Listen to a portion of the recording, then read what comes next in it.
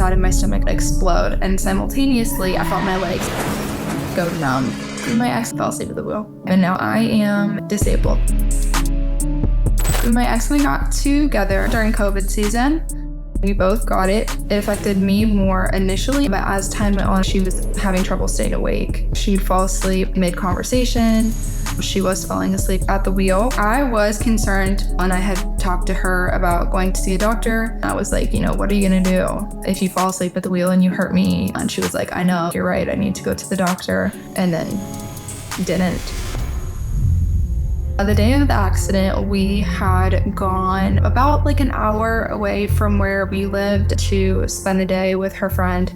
We started driving back at 1:30ish in the morning. I was driving because I knew that she fell asleep at the wheel, but I was exhausted. I hadn't felt well, so I started to get tired and I started to struggle a little bit. So she was like, let me drive, and we fought about it, but we were in her car. What was I gonna do?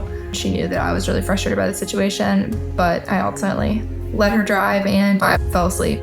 While I fell asleep, she fell asleep at the wheel, and then the accident happened.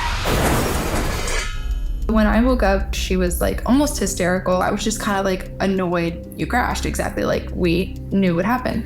I don't really have any recollection. The fact that I broke my whole right orbital socket probably went from asleep to unconscious to awake. I felt nothing except for that this eye was very blurry, but I didn't feel anything else at first. When I took my seatbelt off, the inside of my stomach, I kind of felt explode and I felt my legs go numb. I started to panic and I was like, you need to call 911 right now. In the moment, it was the worst pain that I'd ever felt. And I knew something was very wrong.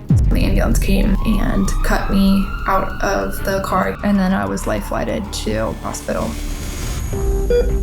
I stayed there for the next 7.5 weeks. I didn't understand the magnitude of it until I was out of the ICU, and I finally had a conversation with somebody that was like, hey, you're paralyzed and you have a lot of abdominal trauma, you broke your face, and you may never walk again. I am an incomplete paraplegic. When I broke my back, it didn't completely cut through the spinal cord. It kind of just damaged some of the nerves.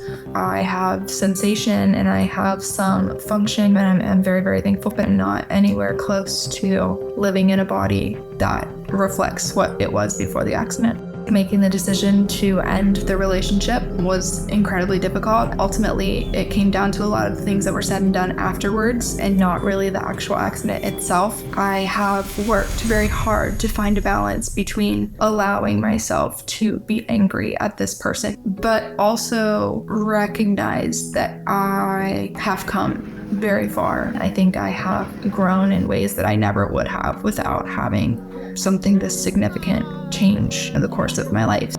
I've met some amazing people in the disability community. So while it is hard and challenging to be in this situation, there's also so much good that's come out of it. And I think so much good will continue to come out of it moving forward. I am seen, are you?